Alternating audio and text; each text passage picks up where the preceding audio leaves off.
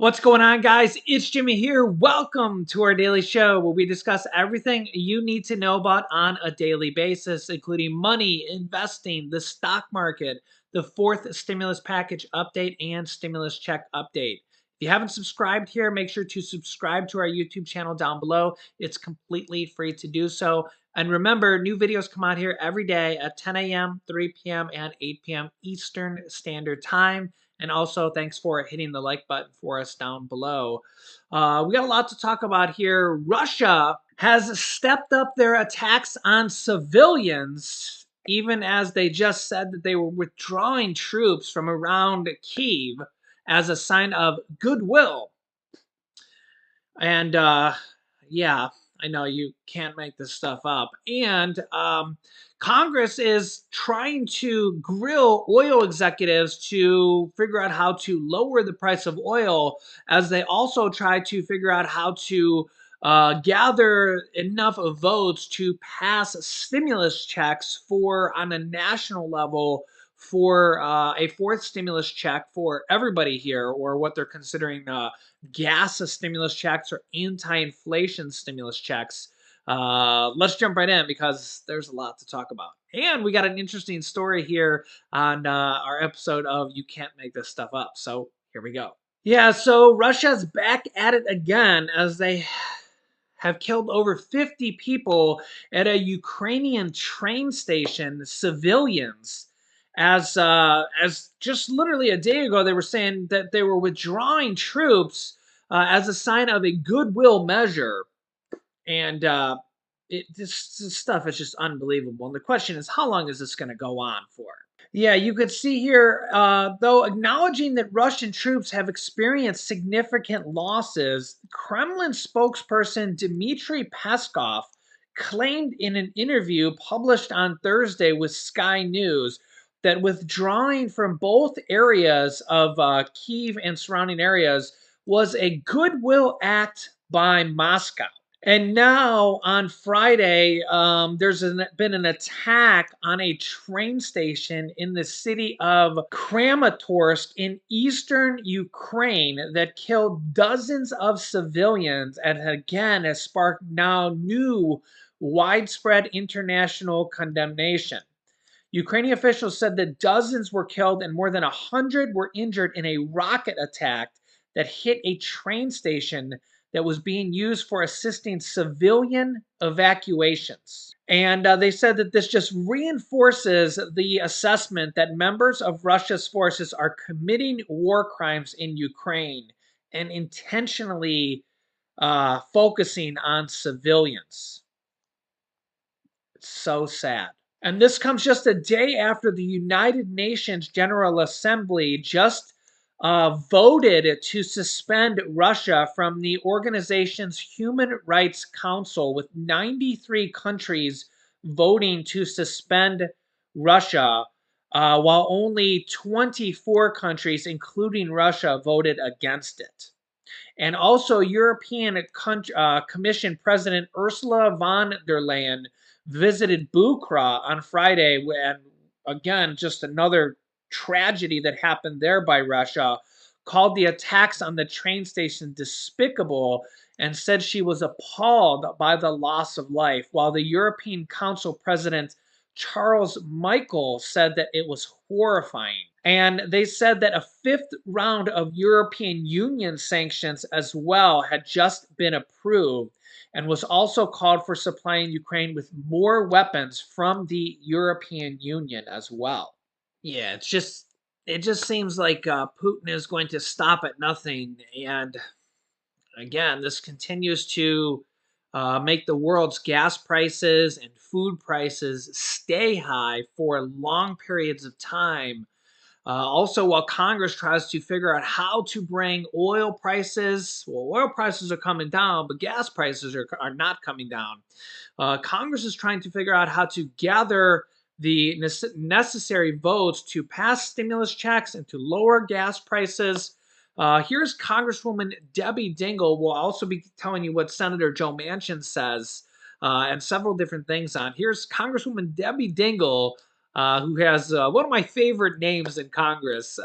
Here's what she has to say. Check this out. Do you concede that Democrats have some responsibility for putting us more dependent on foreign companies? I talked about it yesterday with another one of your colleagues, and I mentioned some of the comments from your colleagues. It says, will you commit to matching your European counterparts in reducing the production of oil? Are you committed to lowering the production of oil in the United States to where the Paris Accords say so?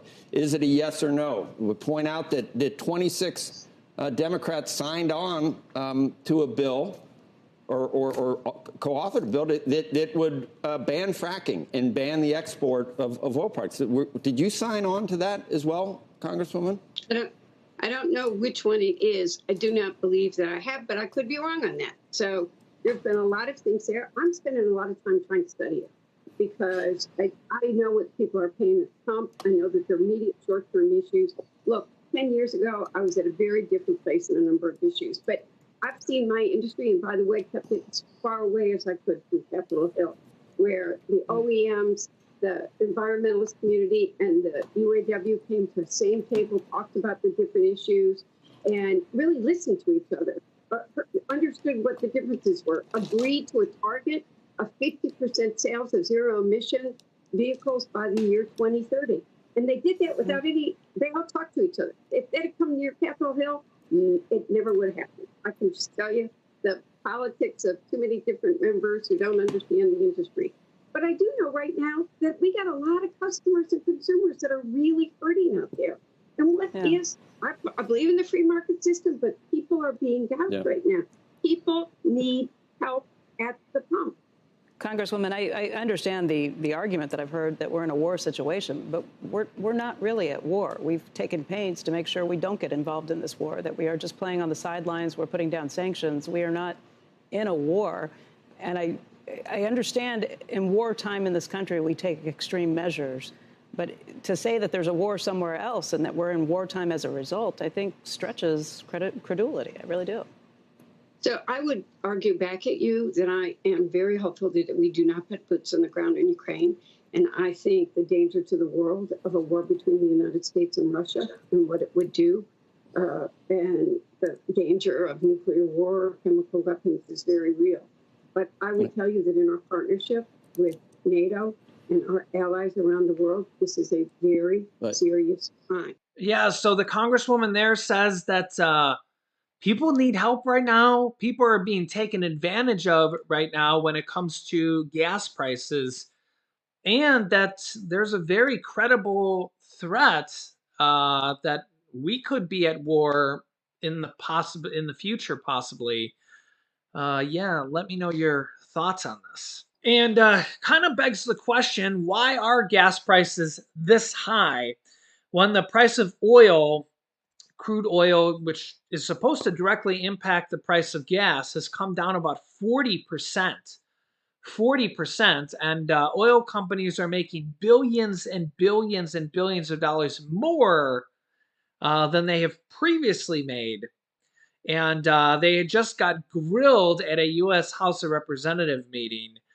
Senator Joe Manchin, who's actually kind of a representative, he's actually the leader of the Senate Energy Commission, says his advice for those that are testifying in Congress, the oil execs, his advice to them is fly commercial to Washington, D.C.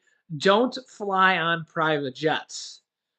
Now, whether or not they did or not, well, I don't know. You'd have to track them. But Senator Joe Manchin has to say, I just pray to God they don't come here on corporate jets.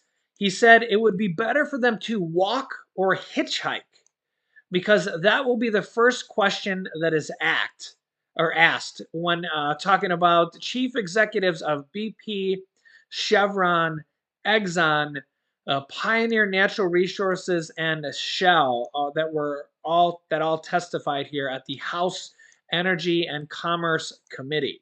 Manchin also urged executives to walk lawmakers through all the financial decisions and permitting milestones that are needed to produce crude oil. Quote, you better know what the hell you're doing when you walk in there. He said, you better have your game on. You better be ready. And here's some thoughts on how they could lower the price of gas and oil here from a nonpartisan point of view. Because sometimes Democrats have all their own thoughts, and might bash the other side, and Republicans might just bash the other side, might just bash the president, say it's all his own thoughts. Here's an interesting point of view. Check this out. As we have talked about at length, one of the Biden administration's big problems right now, the high price of gasoline. But what can Biden and company do about it? The various oil executives got a tongue lashing this week from Congress when they appeared there to testify. But, is that sort of counterproductive if they're trying to convince them to actually pump more? Rick Newman has been examining this very question.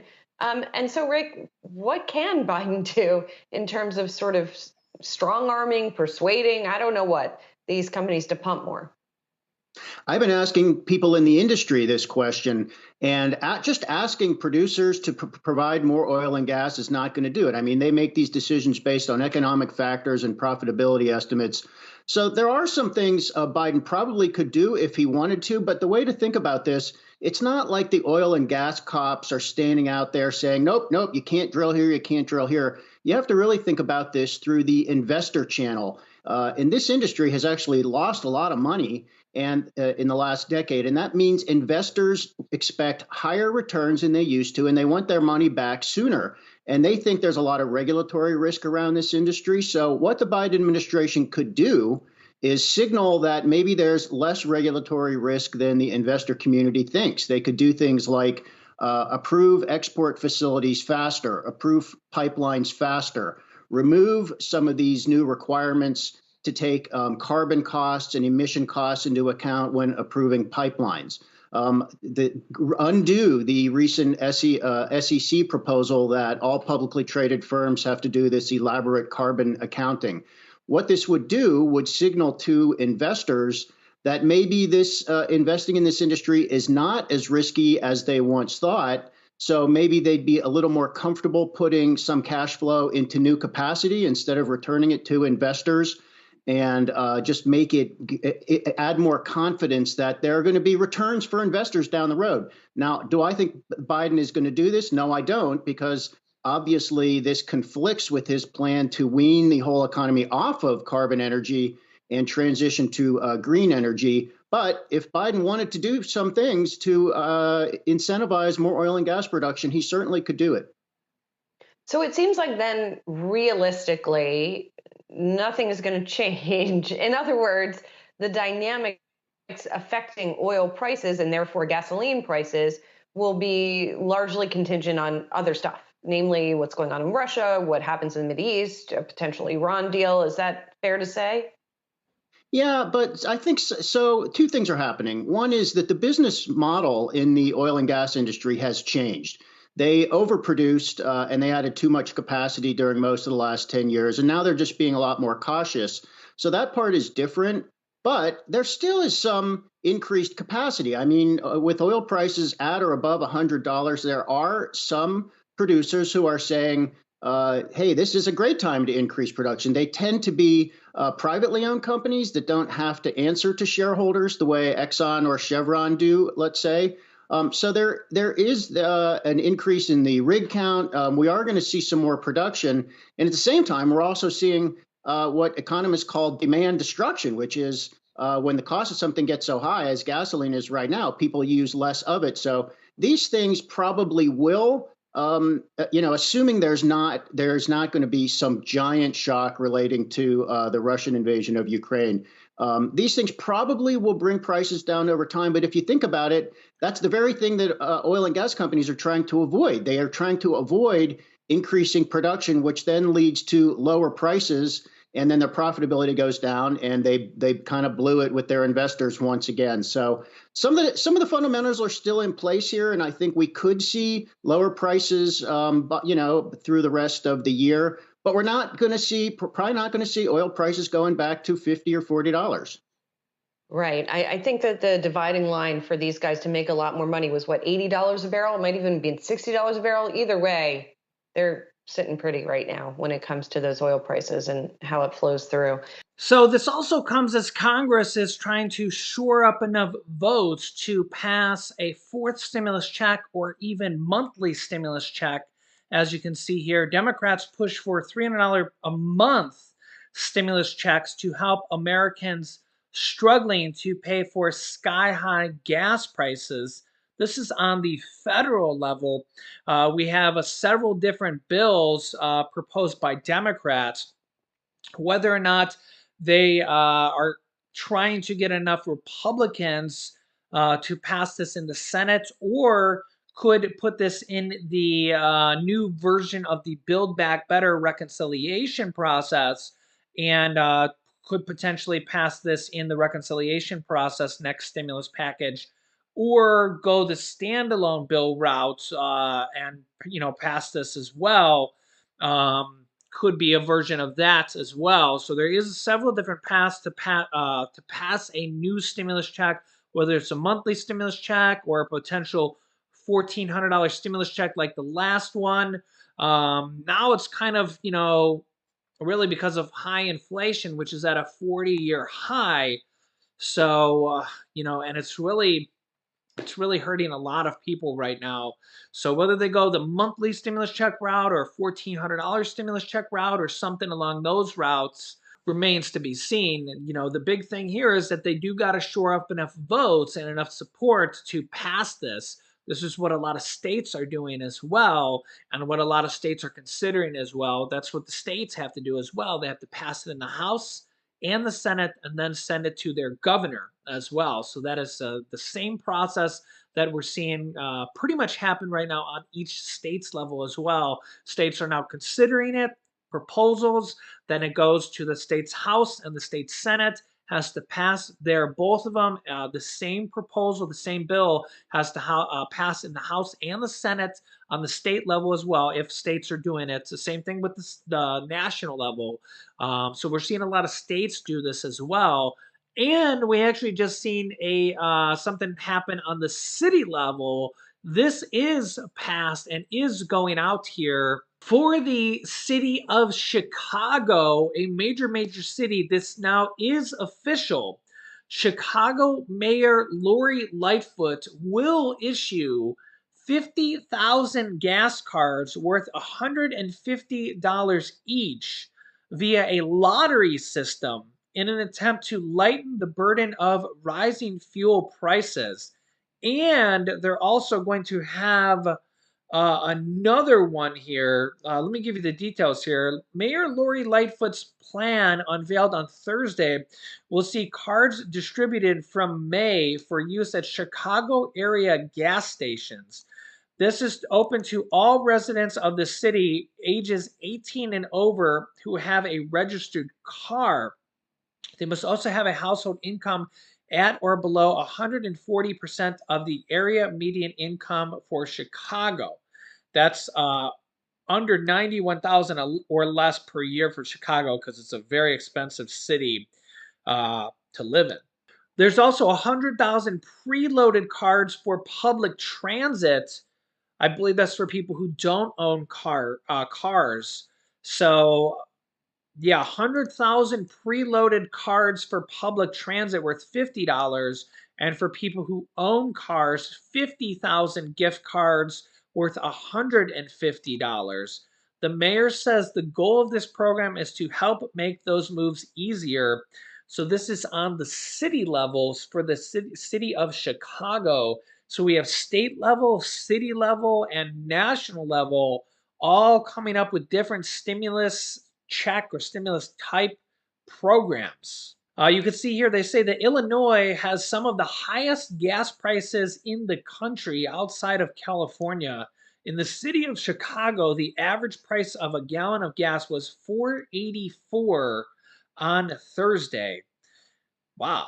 Yeah, so let me know your thoughts. Also, in today's episode of You Can't Make This Stuff Up, this is a really interesting one. Walmart is going to be offering $110,000 salaries to new drivers amid truck shortages.